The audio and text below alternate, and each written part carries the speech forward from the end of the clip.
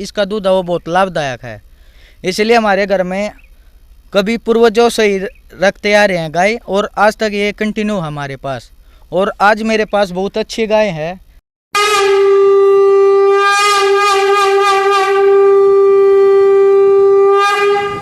नमस्ते, मेरा नाम है अमित सिंह और आप देख रहे हैं पशुपालक पाठशाला। आज की पाठशाला में हम आपको फिर एक युवा पशुपालक से गोपालक से मिलाने जा रहे हैं। आइए जानते हैं, पहले इनका परिचय ले लेते हैं, उसके बाद इनके आज तक के अनुभव, एक्सपीरियंसेस। और भाई के पास बहुत अच्छा गोधन है। बहुत सारे व्यक्तियों को या दर्शकों को ये भ्रम रहता है कि देसी गाय इतना दूध दे सकती है कि नहीं दे सकती है। तो आज आपको ये भी अचंभा होगा या आश्चर्यचकित हो जाओगे कि भाई की गाय कितना दूध देती है और कितने साल से इनके पास है। पहले तो भाई अपना परिचय और अपनी मातृभूमि का परिचय दे दो। नमस्कार, मेरा नाम सचिन। गांव हमारा रोहतक ज़िले में आता है और ये रोहतक से 20 किलोमीटर की दूरी पर सोनीपत की साइड है। वहाँ से 2 गांव आगे चलते ही जो सोनीपत वाला हाईवे है, उससे 3 किलोमीटर अंदर हमारा गांव है पाकसवा। आपके पास कितने साल से है गौ माता? कौन से ब्यात में अभी किस लैक्टेशन में है? ये गाय हमारे पहले ब्यात में ही हमारे पास आ गई थी और ये 6 साल से लगातार हमारे ही पास है, जिसमें ये 3 बार इनाम लेकर आ चुकी है और तीनों बार इसका प्रथम इनाम रहा है। और इसने पहली बार मदीना है जो रोहतक ज़िले में ही है गाँव, उसमें प्रथम इनाम लिया था 20 किलो दूध पर। और फिर उसके बाद अगले बार फिर वहीं पर प्रथम यही रही थी। उसके बाद खुद हमारे गाँव में ये पहले स्थान पर आई थी। मिल्क रिकॉर्डिंग में मतलब 20 किलो दूध इसने तुलवाया है। हाँ भाई। तो भाई जैसा कि मैं बता रहा था कि बहुत से व्यक्तियों को यह भ्रम रहता है कि क्या देसी गायें भी इतना दूध दे सकती है। तो आप बिल्कुल देख सकते हो भाई सचिन की या जो इनके माता पिता हैं उनकी सेवा का नतीजा है ये। और इनके पास इतना अच्छा गोधन है कि जिसने मदीना और 2-3 जगह सरकारी आंकड़ों में 20 किलो दूध कायम कराया है। तो इसके हर बार जैसे आप एआई कराते हो, नेचुरल मैटिंग कराते हो? इसकी नेचुरल हुई है अब तक तो, और अब की बार इस पर सीमन लगवाया गया था डॉक्टर के पास है। और थार पार की इसके नीचे बछिया है जो बहुत सुंदर है, और शायद बछिया भी इसी पर निकले। हम यही सोचते हैं कि अपनी माँ की तरह ये भी दूध दें। तो आपने क्या लाभ लाग गए? मतलब आप तो बहुत छोटे हो गए 6-7 साल पहले, अभी भी आपकी उम्र मेरे हिसाब से 18-19 साल ही होगी। पता चला भाई ने बताया था कि आप एयरफोर्स में लग गए हो। तो इससे पहले गौ माता के साथ समय बिताया, क्या फ़र्क लगता है? जैसे आपके पास बहुत सारी भैंसें हैं, भैंसों में और गायों में। गाय रखने का एक तो ये फ़ायदा है कि इसका दूध है वो हेल्थ के लिए बहुत अच्छा है। वो बच्चे की जो छोटे बच्चे होते हैं, अगर वो भैंस का दूध पीते हैं तो उनको हजम नहीं होता, ज़्यादा उसमें फैट वगैरह होती है। लेकिन बच्चों के लिए गाय का दूध बहुत ही लाभदायक भी है और सेहतमंद भी है। इसलिए हम गाय का दूध पीते हैं और हमारे घर पर मैक्सिमम इसी का दूध पीते हैं। भैंस का तो कभी कभार ये 1-2 महीना पी लिया, वरना गाय का ही दूध पीते हैं हमारे घर पर सभी।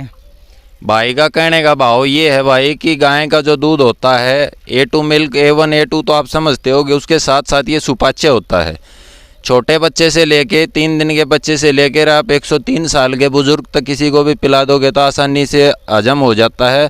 और फैट की मात्रा, जैसे कई बार किसी को फैट बंद बता देता है डॉक्टर, वो भी आसानी से दूध पी सकता है गाय का।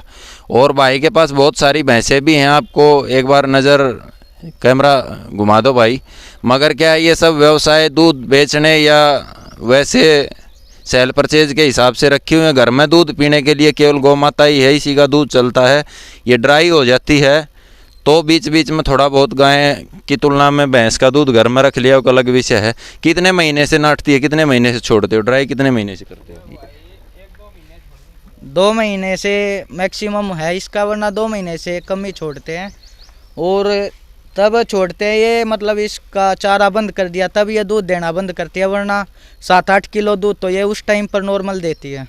7-8 किलो दूध से ड्राई करनी पड़ती है 2 महीने पहले। तो आपके पास यहाँ तो आजकल गाय की बहुत डिमांड हो रखी है लोगों को। मैं तो समझ माने लग गया, तो बहुत सारे खरीदने भी आते होंगे। आते हैं वही, लेकिन हम बेचना नहीं चाहते क्योंकि गौ को हम माता की तरह रखते हैं और इसकी सेवा हम करते हैं। तो ये दूध भी हमको उससे ज़्यादा ही देती है जितनी हम सेवा करते हैं।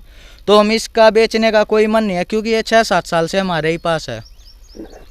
तो भाई आपने देखा, जो बड़े बड़े फार्म खोल के बैठे हैं या बड़ी बड़ी चकाचौंध या सोशल मीडिया से जुड़े रहते हैं, उनके पशुओं की तो दूर तक मार्केट हो जाती है, उनकी गौएँ वो लोगों की आंख बांध कर कई कई लाख रुपए की भी सेल कर देते हैं। मगर जो आम समाज है, आम पशुपालक है, आम गौपालक है, उनके पास भी अच्छी अच्छी गौएँ हैं जिनको ज़्यादा पब्लिसिटी से उससे मतलब नहीं होता। हमारा उद्देश्य ये है कि आम लोगों को पता चले, उनका रुझान हो देसी गाय की तरफ, और भाई को भी थोड़ा सा मोटिवेशन मिले, इनका उत्साह बढ़े और थोड़ा सा अच्छा लगे कि हाँ हमारे पास अच्छा गोधन है और लोग आज चाहते हैं कि अच्छी गाय हर किसी के घर हो।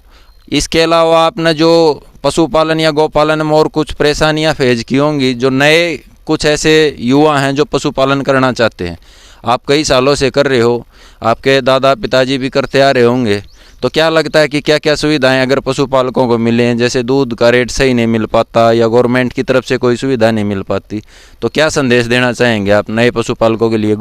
पशुपालन करना चाहिए या नहीं करना चाहिए? करना चाहिए तो किन बातों का ध्यान रखा जाए?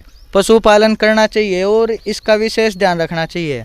अगर हम पशुपालन करते हैं तो पहले तो हमें यह ध्यान रखना चाहिए कि उनको पशुओं की तरह नहीं, अपने फैमिली मेम्बर की तरह रखना चाहिए। अगर हम उनका ध्यान अपनी फैमिली मेम्बर की तरह रखते हैं तो वो भी हमसे बहुत ही प्यार प्रेम से रहते हैं और दूध भी बहुत ज़्यादा देते हैं, अच्छी तरह व्यवहार करते हैं। अगर कोई मारता रहेगा गऊ, हम देखते हैं कि सड़कों पर गौएँ पिटती फिरती है, कोई मार देता, कोई काट देता है, तो उसका कोई फ़ायदा नहीं है कि मैं बाहर काटूँ और फिर घर आकर पशुपालक बन जाऊं।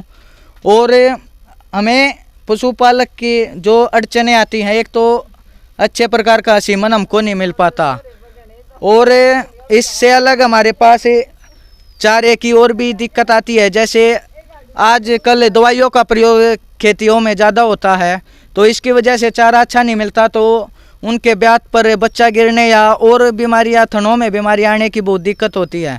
तो साफ चारा नहीं मिल पाता, उसके भी बहुत अड़चने हैं। लेकिन हम खुद ही खेती करते हैं और कम से कम दवाइयों का प्रयोग करते हैं खेती में, और वही चारा डालते हैं अपने पशु पालन को आगे बढ़ाने के लिए।